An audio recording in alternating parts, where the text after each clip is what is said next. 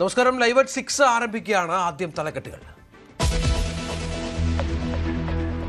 PSC പരീക്ഷാ തട്ടിപ്പിൽ മൊഴിയെടുപ്പ് ആരംഭിച്ചു ക്രൈംബ്രാഞ്ച്. ആദ്യ അന്വേഷണം സംസ്ഥാന ആസൂത്രണ ബോർഡിലെ പരീക്ഷയിൽ ക്രമക്കേടിൽ കോടതിയെ സമീപിച്ച ആളുടെ മൊഴി രേഖപ്പെടുത്തി.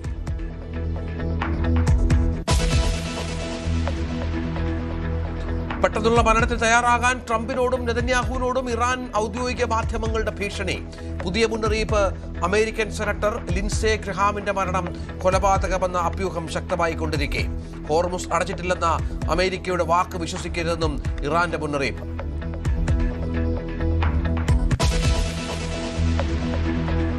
മുൻമന്ത്രി KT ജലീലിനെതിരെ ബാലാവകാശ കമ്മീഷന്റെ കേസ്. കുട്ടികൾക്ക് മാനസിക പ്രയാസമുണ്ടാക്കിയ പെരുമാറ്റത്തിൽ നടപടി. കേസെടുത്തത് മണ്ണാർക്കാട് നഗരസഭയിലെ അനുമോദന പരിപാടിയിലെ ദൃശ്യങ്ങളുടെ അടിസ്ഥാനത്തിൽ.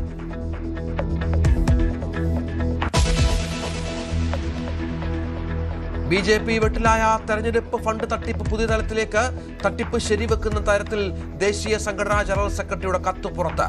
പരാതിയിൽ സംസ്ഥാന നേതാക്കളുടെ പേരും കമ്മീഷൻ കണക്കുകളും. വട്ടിയൂർക്കാവിലേക്ക് കൊടികൾ വാങ്ങിയ ബിൽ വ്യാജമെന്ന പരാതിയുമായി സ്ഥാപന ഉടമ. ബില്ല് വ്യാജമാണ്. ഇത് നമുക്കുള്ള ഏജൻസി കണിച്ചോട് വാമനപുരം എന്നാണ് നമ്മൾ ആ പ്രൊഫൈലിൽ കിടക്കുന്നത്. GST നമ്പർ, FSSI നമ്പർ എല്ലാം നമ്മുടെ ബില്ലിൽ വരും. ഇതിൽ അങ്ങനെ ഒന്നുമില്ല. നമ്മുടെ സീലില്ല, നമ്മുടെ ഒപ്പില്ല. അതുകൊണ്ട് GST ബില്ല് ഇവർ കൊടുത്തിട്ടുണ്ടെങ്കിൽ ഇവർ ആരെല്ലാം പൈസ കൊടുത്തത്? ഈ പൈസ കൊടുത്ത ആൾക്കാർ അവരെ കണ്ടെത്തണം. ചോദ്യങ്ങൾ ഒഴിഞ്ഞുമാറി V മുരളീധരൻ. അറിയാവുന്നത് മാധ്യമ വാർത്തകൾ മാത്രം. എനിക്കിതൊന്നും അറിയില്ല. ഇതൊക്കെ നിങ്ങളെല്ലാവരും മാധ്യമങ്ങളിൽ കൊടുത്തിട്ടുള്ളത് ഞാൻ വായിച്ചിട്ടുണ്ട്. ഇതിൽ സത്യം ഏതാ കള്ളം ഏതാ ഒന്നും എനിക്കറിയില്ല.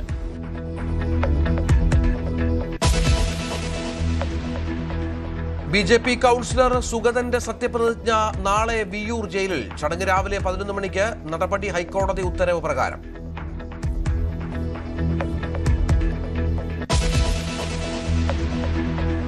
കേരളത്തിൽ ഞെട്ടിച്ച കൊടുംക്രൂരൻ ചെന്താമര കുറ്റക്കാരൻ. നെന്മാറ ഇരട്ടക്കൊല കേസിൽ ശിക്ഷാവിധി മറ്റന്നാൾ. കോടതി മുറിയിൽ അക്ഷോഭ്യൻ. ജഡ്ജിയുടെ ചോദ്യങ്ങളോട് ധാർഷ്ട്യത്തോടെ മറുപടി. തൂക്കിക്കൊന്നോളൂവെന്നും പ്രതികരണം. പരമാവധി ശിക്ഷ നൽകണമെന്ന് പ്രതികരിച്ചു കുടുംബം.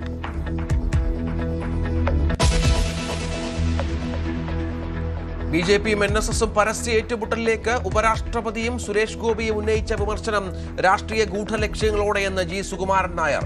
തൽക്കാലം പരസ്യ പ്രതികരണത്തിലില്ലെന്നും NSS ജനറൽ സെക്രട്ടറി.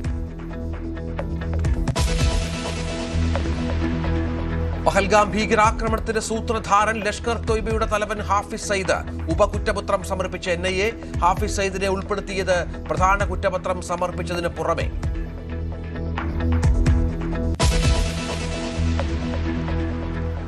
നമുക്ക് വിശദമായ വാർത്തയിലേക്ക് കടക്കാം.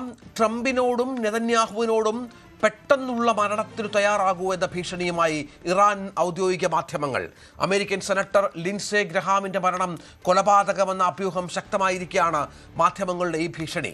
ഖമനേയുടെ വധത്തിന് പ്രതികാരമായി കൊലപ്പെടുത്തേണ്ട 13 വിദേശ നേതാക്കളുടെ പട്ടിക ഇറാൻ മാധ്യമമായ ഹംഷഹറി നേരത്തെ പുറത്തുവിട്ടിരുന്നു. ഇതിനിടെ ഹോർമുസ് അടച്ചിട്ടില്ലെന്ന അമേരിക്കയുടെ വാക്ക് വിശ്വസിച്ച് കപ്പലുകൾ സഞ്ചരിക്കരുതെന്നാണ് ഇറാൻ അന്ത്യശാസനം നൽകിയിരിക്കുന്നത്.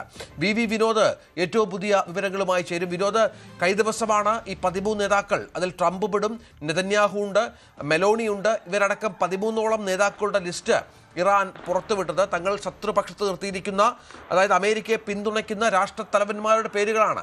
അതിന് പിന്നാലെയാണ് ഈ സെനറ്ററുടെ മരണം റിപ്പോർട്ട് ചെയ്യപ്പെട്ടത്. അതുമായി ബന്ധപ്പെട്ട് നിരവധി അഭ്യൂഹങ്ങളുണ്ട്. ഇപ്പോൾ കാര്യങ്ങൾ കൂടുതൽ കടുപ്പിക്കുന്നത് ഇറാന്റെ ഔദ്യോഗിക മാധ്യമങ്ങൾ തന്നെയാണ്. രഞ്ജിത്ത്, അവിടെ വലിയ ചർച്ചകൾ ഉയർന്നു വരികയാണ്. കാരണം ഇറാന്റെ ആക്രമണം മാത്രമല്ല, റഷ്യയുടെ ഒരു പിന്തുണയുണ്ട്. ഗ്രഹാമിന്റെ മരണവുമായി ബന്ധപ്പെട്ട അഭ്യൂഹങ്ങളാണ് ഇപ്പോൾ ചൂടുപിടിക്കുന്നത്. അതിന്മേലുള്ള ചർച്ചകളാണ് സജീവമായിരിക്കുന്നത്. ഗ്രഹാം മരിച്ചത് 71 വയസ്സായിരുന്നു അദ്ദേഹത്തിന്. മറ്റ് കാര്യമായ ആരോഗ്യ പ്രശ്നങ്ങൾ ഉണ്ടായിരുന്നില്ല. പെട്ടെന്ന് ഹൃദയത്തിനുണ്ടായ ഒരു തകരാറാണ് മരണത്തിന് കാരണമായത്. അതുകൊണ്ട് തന്നെയാണ് റഷ്യയുടെ പിന്തുണയോടുകൂടി ഇറാൻ നടത്തിയ ഒരു ഓപ്പറേഷൻ. അങ്ങനെയാണ് ഇപ്പോൾ അവരുടെ ഒരു അവകാശവാദം വരുന്നത്. ഇറാന്റെ ദേശീയ മാധ്യമങ്ങളെല്ലാം തന്നെ ഈ മരണം ആഘോഷിക്കുകയാണ്. മാത്രമല്ല ഈ മരണം ഇരന്നു വാങ്ങിയതാണ് എന്നതാണ് വിദേശകാര്യ വക്താവ്, ഇറാനിൻ്റെ വിദേശകാര്യ വക്താവ് ഇസ്മായിൽ ബഖാവിയുടെ ഒരു പ്രതികരണം വന്നിരിക്കുന്നത്. കാരണം അവരെ സംബന്ധിച്ച് ഗ്രഹാം നോട്ടപ്പുള്ളി ആയിരുന്നു എന്നത് തന്നെയാണ്. ഇറാനെ തീർക്കുക, ഇറാന് മേൽ ആധിപത്യം സ്ഥാപിക്കുക, യുദ്ധം നടത്തുക, ഖമേനിയെ കൊല്ലുന്നതിന് വേണ്ടിയുള്ള ആഹ്വാനം ഉൾപ്പെടെ നടത്തിയ നേതാവാണ്, സെനറ്ററാണ് ഗ്രഹാം. ട്രംപിൻ്റെ ഏറ്റവും അടുത്ത അനുയായിയാണ്. വിദേശകാര്യ നയങ്ങളിൽ നിർണായക നിലപാടുകളും തീരുമാനങ്ങളും കൈക്കൊണ്ടിരുന്ന വ്യക്തിയാണ്. ഇറാനോട് കടുത്ത പക വെച്ച് പുലർത്തിയിരുന്ന വ്യക്തിയാണ് ഗ്രഹാം.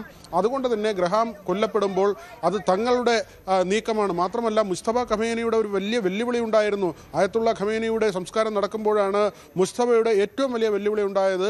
കരുതിയിരുന്നോളൂ, ഖമേനിയെ കൊലപ്പെടുത്തിയവരെ തിരിച്ച് അതേ നാണയത്തിൽ തിരിച്ചടി ഉണ്ടാകും, വധിക്കും എന്ന ഏറ്റവും വലിയ പ്രഖ്യാപനം അത് ഇറാൻ ജനതയെ വലിയ ആവേശത്തിലാക്കിയിരുന്നു.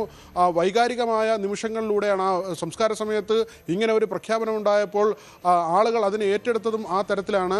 മാത്രമല്ല ഈ സമാധാന കരാറുമായി ബന്ധപ്പെട്ട് മുന്നോട്ട് പോകുമ്പോൾ പ്രസിഡന്റ് പെസഷ്കിയാനും വിദേശകാര്യമന്ത്രി അബ്ബാസ് അറഗ്ചിയുമാണ് ഈ സമാധാന കരാറിന് വേണ്ടിയുള്ള ചില നീക്കങ്ങൾ നടത്തിയത്. പക്ഷേ തീരുമാനങ്ങൾ ഏകപക്ഷീയമാണ്. ആ തീരുമാനങ്ങൾക്കൊപ്പം ഈ ഇരു നേതാക്കളും നിൽക്കുന്നു എന്നൊരു വാദം ഉയർന്നു വന്നു. മാത്രമല്ല ഇറാൻ ഭരണകൂടത്തിൻ്റെ നിയന്ത്രണം പൂർണ്ണമായും മുസ്തഫ ഖമേനി, അദ്ദേഹം ഒളിവിലാണെങ്കിൽ പോലും അദ്ദേഹത്തിൻ്റെ കൈകളിലേക്ക് വരികയും അവിടുത്തെ തീവ്ര ഗ്രൂപ്പുകൾ ഹോർമൂസിൽ ഉൾപ്പെടെ ആക്രമണം നടത്തുകയും ചെയ്തു. ഇപ്പോൾ ഈ ചർച്ചയുമായി ബന്ധപ്പെട്ട് രംഗത്ത് വന്നിട്ടുള്ള നേതാക്കൾക്കൊന്നും തന്നെ ഇതുമായി ഒരു വിവരവും ഉണ്ടായിരുന്നില്ല. അതുകൊണ്ട് തന്നെ ഈ ഇറാന്റെ ഔദ്യോഗിക മാധ്യമമാണല്ലോ വിനോദ്, ഈ ഹംഷഹരി എന്ന് പറയുന്ന മാധ്യമം, അതിൽ മുൻ പേജിലാണ് ട്രംപ് ഇങ്ങനെ തലകുനിച്ചിരിക്കുന്ന ചിത്രവും ഒക്കെയായി ബന്ധപ്പെട്ട്, അതിനോട് ചേർന്ന ചിത്രവുമായി ബന്ധപ്പെട്ട് വാർത്ത പ്രസിദ്ധീകരിച്ചിരിക്കുന്നത്. ലിൻസേ ഗ്രഹാമിൻ്റെ ചിത്രം പിടിച്ചുള്ള ട്രംപിൻ്റെ മുട്ടുകുത്തിക്കരയ ദൃശ്യങ്ങളാണ് അതിലുള്ളത്. ഇതിൽ US പ്രതിരോധ സെക്രട്ടറി പീറ്റ് ഹെക്സത്ത്, ഇസ്രായേൽ പ്രധാനമന്ത്രിയുണ്ട്. മറ്റൊരു ഇറാൻ പത്രമായ വതനി എംറൂസ് ഗ്രഹാമിനെ മരണത്തിൻ്റെ വ്യാപാരി എന്ന് വിശേഷിപ്പിക്കുന്നു. ഇപ്പോഴത്തെ പുതിയ സാഹചര്യങ്ങളിൽ പരസ്പര ആക്രമണങ്ങൾക്കിടയിലാണ്. നമുക്കറിയാം അവിടുത്തെ പരമോന്നതാവിൻ്റെ സംസ്കാര ചടങ്ങിലും ജനങ്ങളുടെ മുദ്രാവാക്യം വിളി മുഴുവൻ ട്രംപിനെതിരെ ആയിരുന്നു. ട്രംപിൻ്റെ സംസ്കാരമടക്കം അവർ പ്രതീകാത്മകമായി അവിടെ നടത്തി. അങ്ങനെ ഈ വിഷയത്തിനൊരു പരിഹാരം അകലെയും തരത്തിലാണ് ഇപ്പോൾ കാര്യങ്ങൾ. പരസ്പര പോർവിളിയും അവിടുത്തെ വികാരവും ഒക്കെ മുന്നോട്ട് പോകുന്നത്. രഞ്ജിത്ത്, നമ്മളിപ്പോൾ സ്ക്രീനിൽ കാണിക്കുന്നതാണ് ഹംഷഹരിയുടെ ഫ്രണ്ട് പേജായി വന്നതാണ്. അവരുടെ ഓൺലൈൻ പേജിൽ ഉൾപ്പെടെ ഈ ചിത്രം അവർ പ്രസിദ്ധീകരിച്ചിട്ടുണ്ട്. ഗ്രഹാമിൻ്റെ പടം പിടിച്ച് ഭയചകിതരായി നിൽക്കുന്ന മറ്റ് നേതാക്കൾ, ട്രംപും നെതന്യാഹും ഉൾപ്പെടെയുള്ളവർ ഭയന്ന് നിൽക്കുന്നതാണ്. ഒരുപക്ഷെ തിരിച്ചടി എന്ന നിലയ്ക്ക് അവരുടെ വലിയ വെല്ലുവിളി ഉണ്ടാകുന്നു. മാത്രമല്ല ഹോർമൂസിൽ ഒന്നുകൂടി ഇറാൻ കടുപ്പിക്കുകയാണ്. കഴിഞ്ഞ ദിവസം ഇന്ത്യക്കാർ ഉൾപ്പെടെയുള്ള കപ്പലുകൾ ആക്രമിക്കപ്പെട്ടതും ഒരാൾ മിസ്സായതും അടക്കമുള്ള കാര്യങ്ങൾ. അതിനിടയിലാണ് ഈ അമേരിക്കയുടെ ഒരു ചോദ്യം വന്നത്, ആരാണ് ഹോർമൂസിൽ ഉപരോധം ഏർപ്പെടുത്തിയിരിക്കുന്നത്? അവിടെ ഒരു ഉപരോധവുമില്ല, കപ്പലുകൾക്ക് സഞ്ചരിക്കാമെന്ന വാക്ക് ട്രംപിൻ്റെ ഭാഗത്തു നിന്നുണ്ടായത്. അതിനുള്ള പ്രതികരണം കൂടി ഇറാൻ്റെ ഭാഗത്തു നിന്ന് വരികയാണ്.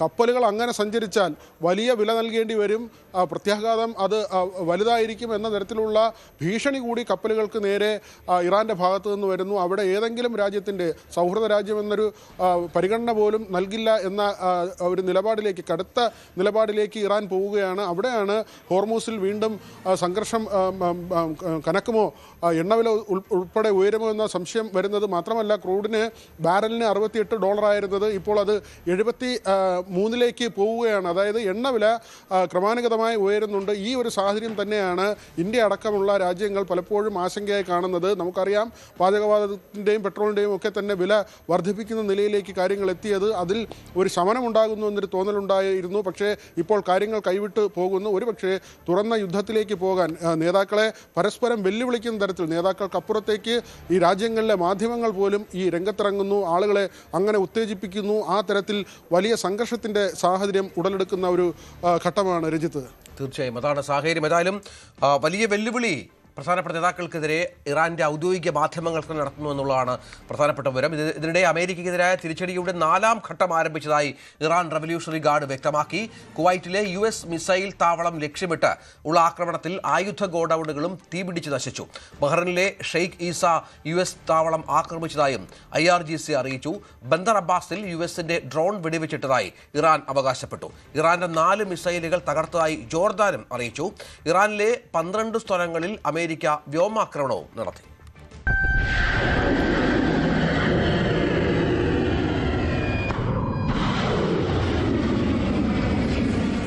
സമാധാന ധാരണകൾ അപ്രസക്തമാക്കി പശ്ചിമേഷ്യയിൽ ഇറാൻ അമേരിക്ക സംഘർഷം രൂക്ഷമാവുകയാണ്. തെക്കൻ ഇറാനിലെ ഹോർമോസ്ഗാൻ പ്രവിശ്യയിൽ US വ്യോമാക്രമണത്തിൽ ഒരാൾ കൊല്ലപ്പെട്ടു. ഇറാനിലെ പ്രമുഖ മൊബൈൽ സേവനദാതാക്കളായ mobile communications company of Iran ജീവനക്കാരനാണ് ഡ്യൂട്ടിക്കിടെ കൊല്ലപ്പെട്ടത്. 2 ജീവനക്കാർക്ക് ഗുരുതരമായി പരിക്കേറ്റു. ഹോർമൂസ് കടലിടുക്കിനോട് ചേർന്നുള്ള ഇറാനിലെ ഏറ്റവും വലിയ ദ്വീപായ കേഷൻ ദ്വീപിൽ 10-ലധികം US മിസൈലുകൾ പതിച്ചു. തുറമുഖ നഗരമായ ബന്ദാർ അബ്ബാസിൽ US ഡ്രോൺ വെടിവെച്ചിട്ടെന്ന് ഇറാൻ അവകാശപ്പെട്ടു. 1-വേ ഏരിയൽ ഡ്രോണുകളും 1-വേ സീ ഡ്രോണുകളും ആദ്യമായി ഉപയോഗിച്ചെന്ന് US സെൻട്രൽ കമാൻഡ് അറിയിച്ചു. ഇറാൻ തിരിച്ചടിയും ശക്തമാക്കി. ബഹ്റൈൻ ഷെയ്ഖ് ഇസയിലെ US ബേസ് ആക്രമിച്ചെന്ന് IRGC അറിയിച്ചു. ബഹ്റൈൻ ഇന്റീരിയർ മിനിസ്ട്രി പലതവണ മുന്നറിയിപ്പ് സൈറൻ നൽകി.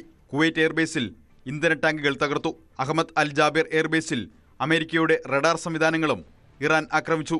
വ്യോമപ്രതിരോധ സംവിധാനങ്ങൾ ഉപയോഗിച്ച മിസൈലുകളും ഡ്രോണുകളും തകർത്തെന്ന് UAE അറിയിച്ചു. 60 ദിവസത്തെ സമാധാന ധാരണ ഇതോടെ പൊളിഞ്ഞു. എങ്കിലും ഒമാനും പാകിസ്ഥാനും നയതന്ത്ര ചർച്ചകൾ പുനരാരംഭിക്കാനുള്ള സജീവ ശ്രമങ്ങളിലാണ് ഇപ്പോഴും.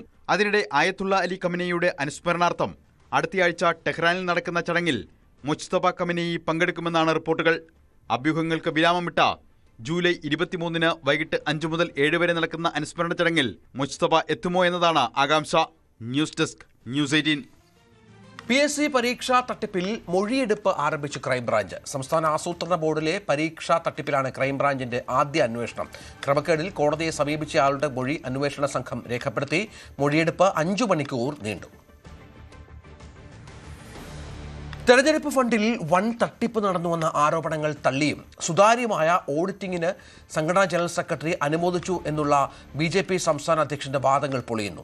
ഫണ്ട് ചെലവഴിച്ചതിൽ വൻ അഴിമതി നടന്നുവെന്ന് വ്യക്തമാക്കി BJP നേതാവ് ദേശീയ സംഘടനാ ജനറൽ സെക്രട്ടറി നൽകിയ കത്തിന്റെ പകർപ്പ് പുറത്തുവന്നു. സംസ്ഥാന ജനറൽ സെക്രട്ടറിയുടെയും സംസ്ഥാന സെക്രട്ടറിമാരുടെയും പേരും വാങ്ങിയ കമ്മീഷന്റെ കണക്കും എടുത്തു പറഞ്ഞാണ് ദേശീയ നേതൃത്വത്തിന് ലഭിച്ച പരാതി. വിശദമായ അന്വേഷണം വേണമെന്നും എല്ലാ തെളിവുകളും നൽകാമെന്നും പരാതിയിൽ വ്യക്തമാക്കുന്നു. BJPയിലെ തെരഞ്ഞെടുപ്പ് ഫണ്ട് കൊള്ളയിൽ പോലീസിലും ഇതിനിടെ പരാതി കിട്ടി. BJPയിലെ തെരഞ്ഞെടുപ്പ് ഫണ്ട് കൊള്ള സംബന്ധിച്ച വാർത്തകൾ പുറത്തു വന്നതിന് പിന്നാലെ 9-ാം തീയതി BJPയുടെ സംസ്ഥാന അധ്യക്ഷൻ രാജീവ് ചന്ദ്രശേഖർ ഒരു വാർത്താക്കുറിപ്പ് പുറത്തിറക്കിയിരുന്നു. അതിൽ ഈ ആരോപണങ്ങളെ പൂർണ്ണമായും അദ്ദേഹം തള്ളിക്കളഞ്ഞു. മാത്രമല്ല, അദ്ദേഹം അന്ന് അവകാശപ്പെട്ടത് സുതാര്യവും അതുപോലെ തന്നെ വ്യക്തവുമായ കണക്കുകൾ നൽകിയതിലുൾപ്പെടെ BJPയുടെ കേന്ദ്ര നേതൃത്വം സംസ്ഥാന ഘടകത്തെ അഭിനന്ദിച്ചു എന്നുള്ളതാണ്. അന്ന് ഈ വാർത്താക്കുറിപ്പ് പുറത്തിറങ്ങുന്നതിന് ദിവസങ്ങൾക്ക് മുമ്പ് തന്നെ മെയ് 26-ന് BJPയുടെ ദേശീയ സംഘടനാ ജനറൽ സെക്രട്ടറി BL സന്തോഷിന് ജില്ലയിലെ പ്രധാനപ്പെട്ട ഒരു പ്രവർത്തകൻ, ജില്ലാതലത്തിൽ പ്രവർത്തിക്കുന്ന നേതാവ് ഒരു കത്ത് നൽകിയിരുന്നു. ആ കത്തിലാണ് എങ്ങനെയൊക്കെയാണ് ക്രമക്കേട് നടന്നത്, ഹ്യൂജ് കറപ്ഷൻ എന്ന് പറഞ്ഞുകൊണ്ട് അദ്ദേഹം ഓരോ അഴിമതിയുടെയും ഓരോ കമ്മീഷൻ അടിയുടെയും കണക്കുകൾ നേതാക്കളുടെ പേര് സഹിതം പറഞ്ഞുകൊണ്ടാണ് കത്ത് നൽകിയത്. കൊടിയുടെ പേരിൽ 33 ലക്ഷത്തിൽ പരം രൂപയുടെ അഴിമതി ഒരു സംസ്ഥാന സെക്രട്ടറി നടത്തി. അതിന് കമ്മീഷൻ വാങ്ങി. അതിന് തെളിവുകൾ തന്റെ പക്കലുണ്ട്.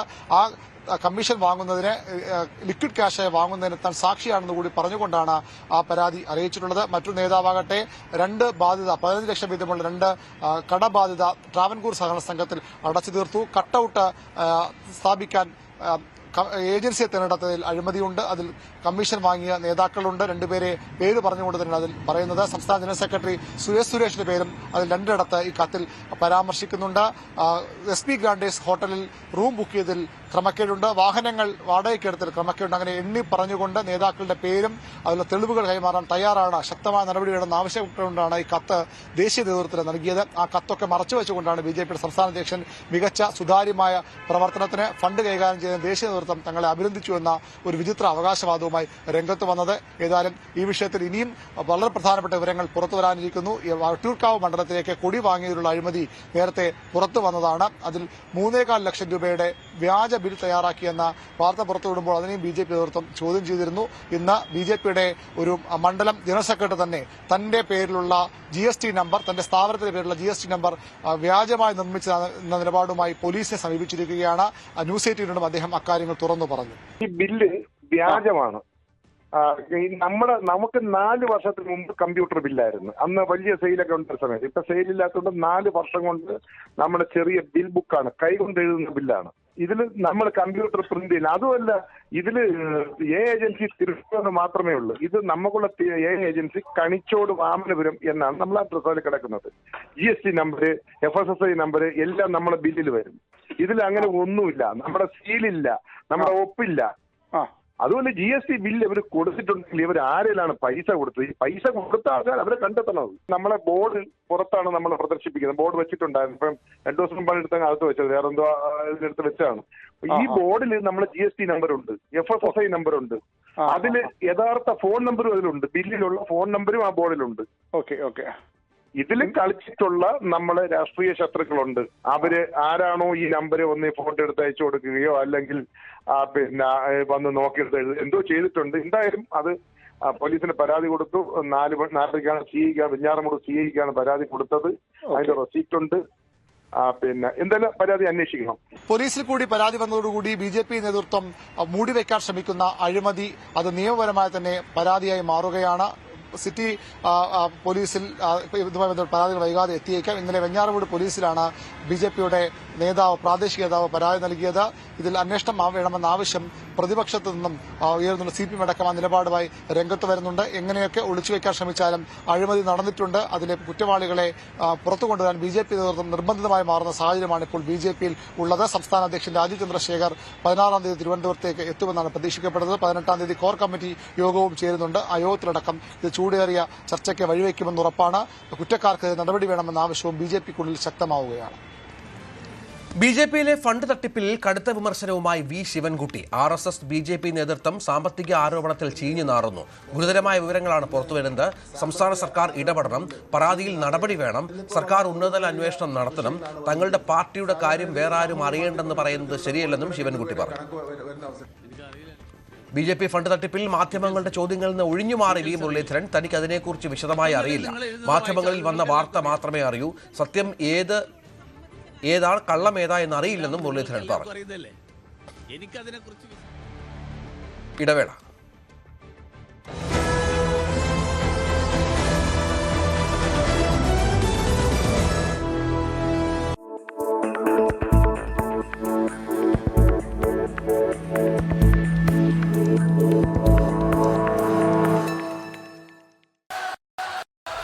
Champions in the arena.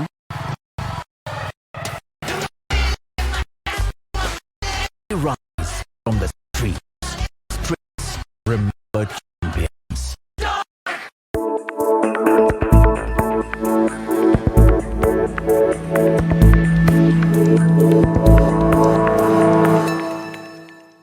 Indian സാമ്പത്തിക രംഗവും ഭരണനിർവഹണ സംവിധാനങ്ങളും ഡിജിറ്റൽ യുഗത്തിന്റെ അടുത്ത ഘട്ടത്തിലേക്ക് ചുവടുവെക്കുകയാണ്. ഓരോ ധനകാര്യ വർഷത്തിന്റെയും പകുതി അടയാളപ്പെടുത്തുന്ന ജൂലൈ മാസം സാധാരണയായി പുതിയ സാമ്പത്തിക അച്ചടക്കങ്ങളുടെയും പരിഷ്കാരങ്ങളുടെയും തുടക്കമാകാറുണ്ട്. ഈ വർഷവും അതിൽ ഒട്ടും കുറവല്ല. രാജ്യത്തെ സാധാരണക്കാരായ സാധാരണ പൗരന്മാർ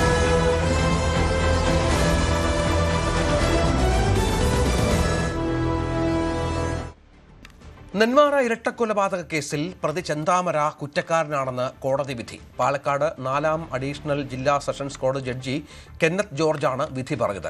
കേസിൽ ശിക്ഷാവാദം മറ്റന്നാൾ നടക്കും. 2025 ജനുവരി 27-നായിരുന്നു ചെന്താമര അയൽവാസികളായ സുധാകരൻ, അമ്മ ലക്ഷ്മി എന്നിവരെ വെട്ടിക്കൊന്നത്. 2019 ഓഗസ്റ്റ് 31-ന് ചെന്താമര സുധാകരന്റെ ഭാര്യ സജിതയെ വെട്ടിക്കൊന്നു. ഈ കേസിൽ ജാമ്യത്തിലിറങ്ങിയപ്പോഴാണ് ചെന്താമര സുധാകരനെയും അമ്മ ലക്ഷ്മിയെയും വെട്ടിക്കൊന്നത്. നെന്മാറ ഇരട്ടക്കൊലപാതക കേസിൽ ചെന്താമര കുറ്റക്കാരനാണെന്ന് കോടതി കണ്ടെത്തി.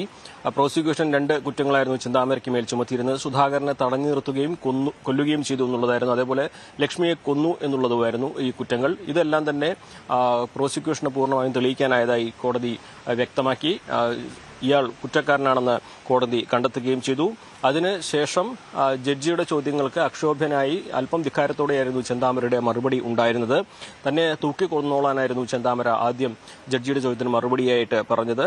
ജഡ്ജി ചോദിക്കുന്ന ചോദ്യങ്ങൾക്കെല്ലാം അതേ രീതിയിൽ തന്നെ, അല്ലെങ്കിൽ ഒരു തരത്തിലും ബഹുമാനം നൽകാത്ത രീതിയിലായിരുന്നു ചെന്താമരയുടെ ഭാഗത്തുനിന്നുള്ള മറുപടി. എന്താണ് ജോലി എന്നായിരുന്നു അടുത്ത ജഡ്ജി ചോദിച്ചത്. ടാങ്കർ ഡ്രൈവറായിരുന്നു എന്നായിരുന്നു ചെന്താമരയുടെ മറുപടി. അതുപോലെ തന്നെ ഭാര്യയും കുട്ടികളുമായി ബന്ധമുണ്ടെന്ന ചോദ്യത്തിന് ജയിലിൽ കിടക്കുമ്പോൾ എങ്ങനെ അവരുമായി ബന്ധപ്പെടാനാകുമെന്നായിരുന്നു ചെന്താമര മറുപടി പറഞ്ഞത്. ജയിലിൽ സഹതടവുകാരുമായിട്ട് നല്ല ബന്ധം ആണോ എന്ന ചോദ്യത്തിന് അവരെല്ലാം തന്നെ ലഹരി ഉപയോഗിക്കുന്നവരും കള്ളന്മാരുമാണെന്നും അവരുമായിട്ടൊന്നും നല്ല ബന്ധം പുലർത്താനാകില്ലെന്നും ചെന്താമര മറുപടി പറഞ്ഞു. പിന്നീടാണ് ഇയാളുടെ കുറ്റകൃത്യങ്ങളുമായി ബന്ധപ്പെട്ട ചോദ്യങ്ങൾ ജഡ്ജി ചോദിച്ചത്. നിങ്ങൾ കുറ്റം ചെയ്യാൻ സാധ്യതയുണ്ടെന്നാണ് ജില്ലാ പ്രൊബേഷൻ ഓഫീസർ പറഞ്ഞിരിക്കുന്നതെന്ന ചോദ്യത്തിന് താൻ ഇതുവരെ ജാമ്യം വാങ്ങിയിട്ടില്ല എന്നായിരുന്നു മറുപടി. അതിനുശേഷം താൻ ഗാന്ധിജിയൊന്നുമല്ല എന്നുകൂടി ഇയാൾ ഈ കോടതിയോട് പറഞ്ഞു. തുടർന്ന് നിങ്ങൾക്ക് കുറ്റബോധം കുറ്റബോധമില്ലെന്നും നിങ്ങൾ നന്നാവാൻ സാധ്യതയില്ലെന്നുമുള്ള പ്രൊബേഷൻ ഓഫീസർ റിപ്പോർട്ടിനെ കുറിച്ച് ജഡ്ജി ചോദിച്ചപ്പോൾ അത് നിങ്ങൾക്ക് വരുമ്പോഴേ അറിയൂ, ഞാനായിട്ടൊന്നിനും പോകില്ല, വന്നാൽ വിടുകയുമില്ല എന്നായിരുന്നു ചെന്താമരയുടെ. അതായത് തനിക്ക് എതിരെ ആര് വന്നാലും അവരെ നേരിടും എന്നുള്ള ആ മനോഭാവത്തിൽ തന്നെയായിരുന്നു ചെന്താമര മറുപടി പറഞ്ഞത്. നിങ്ങൾക്ക് മാനസിക പ്രശ്നങ്ങളില്ലെന്ന ജില്ലാ സൈക്കോളജിസ്റ്റ് റിപ്പോർട്ടിൽ എനിക്ക് പ്രശ്നമുണ്ടെന്ന് ആരാണ് പറഞ്ഞതെന്നും ജഡ്ജിയോട് ചെന്താമര തിരിച്ചു ചോദിച്ചു. അങ്ങനെ ജഡ്ജിയുടെ ചോദ്യങ്ങൾക്ക് തികച്ചും ധിക്കാരപരമായിട്ട് ഒരു തരത്തിലും കുറ്റബോധത്തിന്റെ ലാഞ്ചന പോലും ഇല്ലാതെ അക്ഷോഭ്യനായിട്ടായിരുന്നു ചെന്താമരയുടെ മറുപടി ഉണ്ടായിരുന്നത്. ഈ കേസിൽ പ്രതിക്ക് പരമാവധി ശിക്ഷ നൽകണമെന്ന ആവശ്യമാണ് പ്രോസിക്യൂഷൻ മുന്നോട്ട് വയ്ക്കുന്നത്.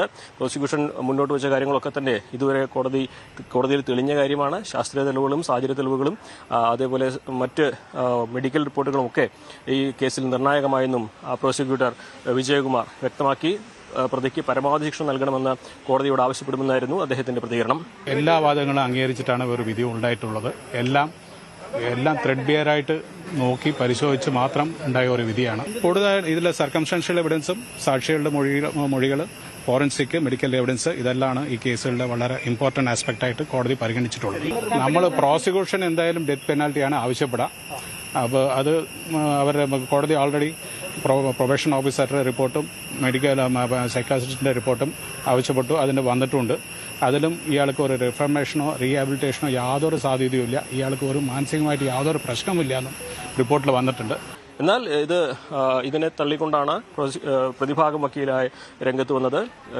ഇത് പ്രോസിക്യൂഷൻ ലഭിച്ച ലോട്ടറിയാണ് എന്നായിരുന്നു പ്രതിഭാഗം വക്കീലിന്റെ മറുപടി ഉണ്ടായിരുന്നത്. ഇത് അന്തിമമല്ല, മേൽക്കോടതി സമീപിക്കുമെന്നും പ്രതിഭാഗം വക്കീൽ വ്യക്തമാക്കി. എന്നാൽ അതേസമയം സുധാകരന്റെയും സജിതയുടെയും മക്കൾ വളരെ വൈകാരികമായിട്ടായിരുന്നു ഇതിൽ പ്രതികരിച്ചത്. തന്റെ അച്ഛൻ എത്രമാത്രം വേദനിച്ചു അതുപോലെ അയാളും വേദനിക്കണമെന്നായിരുന്നു അവരുടെ മറുപടി. ഇയാളുടെ കോടതിയിലുള്ള പെരുമാറ്റവും മറുപടിയെല്ലാം കേൾക്കുമ്പോൾ പേടി തോന്നുന്നുണ്ട്. അതുകൊണ്ട് തന്നെ ഏറ്റവും വലിയ ശിക്ഷ തന്നെ, വധശിക്ഷ തന്നെ ഇയാൾക്ക് നൽകണമെന്നും സുധാകരന്റെയും സജിതയുടെയും മക്കൾ അഖിലയും അതുല്യയും വിധി വന്നതിന് ശേഷം മാധ്യമങ്ങളോട് പ്രതികരിച്ചു. അയാളെ നല്ലപോലെ വേദനിച്ച് തന്നെ താവണം, പരമാവധി ശിക്ഷ അയാൾക്ക് കിട്ടും. കോടതിയിൽ വെച്ചിട്ട് അയാൾ നല്ലപോലെ തൂക്കിക്കൊള്ളണമെങ്കിൽ കൊന്നോളം പറഞ്ഞിട്ടുണ്ട്. ഞങ്ങൾക്കും ഞങ്ങളുടെ അച്ഛനും എല്ലാവരും പോയി അയാൾക്ക് തക്കതായിട്ടുള്ള ശിക്ഷ തന്നെ അയാൾക്ക് കൊടുക്കണമെന്നാണ് പറയുന്നത്. അയാളുടെ മറുപടി കേട്ട് പേടി തോന്നുന്നുണ്ടോ? നല്ലോണം പേടിയുണ്ട്. അയാൾക്ക് ഒന്നിനെയും പേടിയില്ല. അയാൾക്ക് തക്കതായിട്ടുള്ള ശിക്ഷ തന്നെ കൊടുക്കണം. ഈ കേസിൽ 15-ാം തീയതിയാണ് ഇനി ശിക്ഷാവിധിയിലുള്ള വാദം നടക്കുക. ഒരുപക്ഷെ അന്ന് തന്നെ വിധി പറയുമോ എന്ന് പറയാനാകില്ല. പരമാവധി ശിക്ഷ നൽകണമെന്ന പ്രോസിക്യൂഷന്റെ വാദം അതിനെ പ്രതിഭാഗം എത്രമാത്രം എതിർക്കുമെന്ന് കോടതി വാദപ്രതിവാദം നടക്കുമ്പോൾ മാത്രമേ നമുക്ക് വ്യക്തമാവുകയുള്ളൂ. ഒരുപക്ഷെ 15-ാം തീയതി വാദം തുടങ്ങിയാലും അടുത്ത ദിവസമായിരിക്കും ഇതിന് വിധി പറയുക എന്നാണ് മനസ്സിലാക്കാനാവുന്നത്. നേരത്തെ തന്നെ സജിത കൊലക്കേസിൽ ഇരട്ട ജീവപര്യന്തമാണ് ഇയാൾ അനുഭവിക്കുന്നത്. അതിന് പിന്നാലെയാണ് ഇപ്പോൾ ഇരട്ട കൊലപാതക കേസിലും ഇയാൾ കുറ്റക്കാരനായിട്ടുള്ളത്. ഇയാൾക്ക് തൂക്കുകയർ ഇനി കോടതി വിധിക്കുമോ ഇല്ലയോ എന്നുള്ളതാണ് അറിയാനുള്ളത്. പ്രജിത് കോങ്ങാടനൊപ്പം CV അനുമോദ്, ന്യൂസ് 18. 2 കളിക്കരികെ കിരീടം.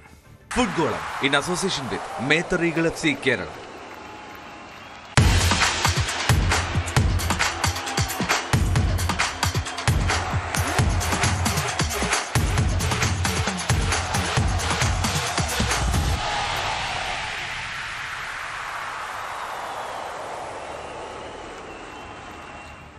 ലോകകപ്പ് വേദികളിലെ ഓർമ്മകൾ ഒപ്പം കൂട്ടാൻ ആരാധകർക്കായി ഫോട്ടോ ബൂത്തുകൾ സജ്ജമാക്കിയിട്ടുണ്ട് ഫിഫ. ഫോട്ടോ ബൂത്തിലെ വിശേഷങ്ങൾ കാണാം. ഒപ്പം ഗായകൻ ഫ്രാങ്കോയും നടൻ തമ്പി ആന്റണിയും ലോകകപ്പ് അനുഭവങ്ങൾ പങ്കുവെക്കുന്നു. അമേരിക്കയിൽ നിന്ന് പ്രതാപ് ജയലക്ഷ്മി തയ്യാറാക്കിയ റിപ്പോർട്ട്. വേൾഡ് കപ്പ് ഫുട്ബോളിന്റെ ആവേശം ആരാധകരിൽ കൂടുതൽ സൃഷ്ടിക്കുവാനായി ഫിഫ ഒരുക്കിയ ഒരു ഫോട്ടോ ബൂത്തിലാണ് ഇന്ന് നമ്മൾ എത്തി നിൽക്കുന്നത്. സ്റ്റേഡിയത്തിലെ ഫ്ലഡ് ലൈറ്റിൽ നിൽക്കുന്നത് പോലെ നമുക്ക് ആ ഫോട്ടോ ബൂത്തിൽ ഫോട്ടോ എടുക്കാം.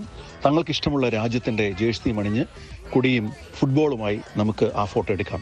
ഫോട്ടോ എടുത്തു കഴിഞ്ഞാൽ ഏതാനും നിമിഷങ്ങൾക്കുള്ളിൽ തന്നെ നമുക്ക് അതിൻ്റെ ഒരു പ്രിന്റ് കിട്ടും. ഒപ്പം തന്നെ നമ്മൾ ഇമെയിൽ ID കൊടുത്താൽ നമ്മുടെ ഇമെയിലിലേക്കും അതിൻ്റെ ഒരു സോഫ്റ്റ് കോപ്പി അയച്ചു തരികയും ചെയ്യും. നിരവധി പേരാണ് തങ്ങളുടെ ഈ ഫോട്ടോ എടുക്കാനായി ഫോട്ടോ ബൂത്തിലേക്ക് എത്തുന്നത്. മലയാളികളായ 2 പ്രമുഖ വ്യക്തിത്വങ്ങളെ ഈ ഫോട്ടോ ബൂത്തിൽ വെച്ച് ഞങ്ങൾ കണ്ടുമുട്ടി. പ്രമുഖ എഴുത്തുകാരനും നടനുമായ ശ്രീ തമ്പി ആന്റണിയും ഗായകനായ ഫ്രാങ്കോയുമാണ് ഈ 2 പേർ. തങ്ങളുടെ ഇഷ്ടപ്പെട്ട ടീമിനെ കുറിച്ചും ഫൈനലിൽ തങ്ങളുടെ ആര് ജയിക്കും ആര് തോൽക്കും തുടങ്ങി അവരുടെ പ്രതീക്ഷകളും ഒക്കെ തന്നെ അവർ ന്യൂസ് 18 കേരളവുമായി പങ്കുവച്ചു. ഏത് ടീമാണ് ഫൈനലിൽ വരുമെന്ന് വിചാരിക്കണേ? Of course, Argentina and France, I believe. And a big chance to Spain also. Final ആര് ജയിക്കണമെന്നാണ് ആഗ്രഹം? For some reason, I like Argentina. ഏറ്റവും പ്രിയപ്പെട്ട ടീം ഏതാണ്? Of course, Argentina. എന്തുകൊണ്ടാണ് അർജന്റീൻ ടീമിനോട് ഇത്രയും ഇഷ്ടം വരുന്നത്? American continent, that's the only team left now. Mexico is gone, America is gone, Brazil is gone, Colombia is gone. So now my favorite team is Argentina. കിട്ടിയ അവസരം ഞങ്ങളും പാഴാക്കിയില്ല. ഇഷ്ടപ്പെട്ട ടീമിന്റെ കൊടിയുമേന്തി ഒരു ഫുട്ബോളും കയ്യിലെടുത്ത് ഞങ്ങളും എടുത്തു ഒരു നല്ല ഫോട്ടോ. ഫിഫ ഒരുക്കിയിരിക്കുന്ന ഫാൻ സോണിലെ ഈ ഫോട്ടോ ബൂത്തിലെത്തി ഞാനും എന്റെ ഇഷ്ടപ്പെട്ട ടീം അർജന്റീനയ്ക്ക് വേണ്ടി ഫോട്ടോ ഷൂട്ട് ചെയ്തു. ഇത് ഫിഫയുടെ ലോസ് ഏഞ്ചൽസിലെ ഫോട്ടോ ബൂത്താണ്. ന്യൂസ് 18 മലയാളത്തിന് വേണ്ടി ലോസ് ഏഞ്ചൽസിൽ നിന്നും പ്രതാപ് ജയലക്ഷ്മി.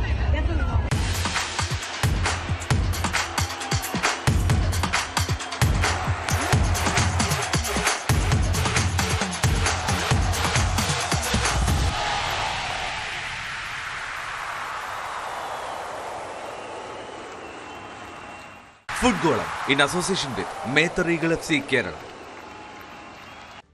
കാമ്പശ്ശേരി കരുണാകരൻ അവാർഡ് ആർട്ടിസ്റ്റ് ഗോപാലന്. മലയാള പത്രമാസികകളിലെ രേഖാ ചിത്രകലാരംഗത്ത് നിറഞ്ഞുനിന്ന ആർട്ടിസ്റ്റ് ഗോപാലൻ ജനയുഗം ഉൾപ്പെടെയുള്ള പ്രസിദ്ധീകരണങ്ങളിൽ ഇലസ്ട്രേഷൻ കൊണ്ടും കാലിഗ്രാഫി കൊണ്ടും വായനക്കാരുടെ മനസ്സിൽ സ്ഥാനം പിടിച്ച കലാപ്രതിഭയാണെന്ന് അവാർഡ് സമിതി വിലയിരുത്തി. 25,000 രൂപയും ശില്പവും അടങ്ങുന്നതാണ് അവാർഡ്. വാർത്താസമ്മേളനത്തിൽ Kampassery Karunakaran library president CR Jose Prakash, secretary PS Suresh, vice president G Viju, joint secretary Jayan Madathil എന്നിവർ പങ്കെടുത്തു. വിദ്യാർത്ഥികളുടെ വിദേശത്തേക്കുള്ള ഒഴുക്കു തടഞ്ഞ് കേരളത്തെ ആഗോള ഉന്നത വിദ്യാഭ്യാസ ഹബ്ബാക്കി മാറ്റണമെന്ന് മുഖ്യമന്ത്രി VD സതീശൻ. കൊച്ചി ജെയിൻ യൂണിവേഴ്സിറ്റിയുടെ പുതിയ അധ്യയന വർഷാരംഭ ചടങ്ങായ Deeksharambh 2026 Jain institute for social innovation study in Kerala എന്നീ പദ്ധതികളുടെ ഉദ്ഘാടനം നിർവഹിക്കുകയായിരുന്നു അദ്ദേഹം.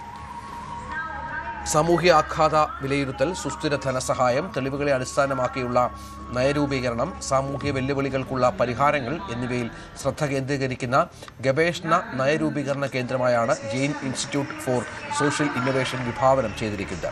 ജില്ലാ collector Priyanka G, Jain university സ്ഥാപക ചെയർമാനും ചാൻസലറുമായ doctor Chenraj Roychand, new initiatives director doctor Tom M Joseph, adviser doctor Eswaran Iyer, future Kerala mission chairman professor Venu Rajamani, pro vice chancellor doctor Jayalatha എന്നിവർ ചടങ്ങിൽ സംസാരിച്ചു.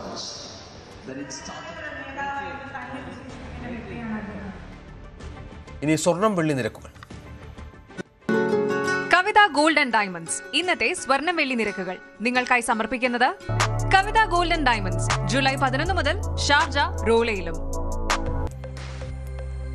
സ്വർണം 22 ക്യാരറ്റ് ഗ്രാമിന് 13,100, പവന് 1,04,800. സ്വർണം 18 ക്യാരറ്റ് ഗ്രാമിന് 10,825, പവന് 86,600. വെള്ളി ഗ്രാമിന് 235, കിലോയ്ക്ക് 2,35,000. കവിത ഗോൾഡ് ആൻഡ് ഡയമണ്ട്സ് ഇന്നത്തെ സ്വർണം വെള്ളി നിരക്കുകൾ നിങ്ങൾക്കായി സമർപ്പിച്ചത് കവിത ഗോൾഡ് ആൻഡ് ഡയമണ്ട്സ്. ജൂലൈ 11 മുതൽ ഷാർജ, റോളയിലും. ഇടവേള.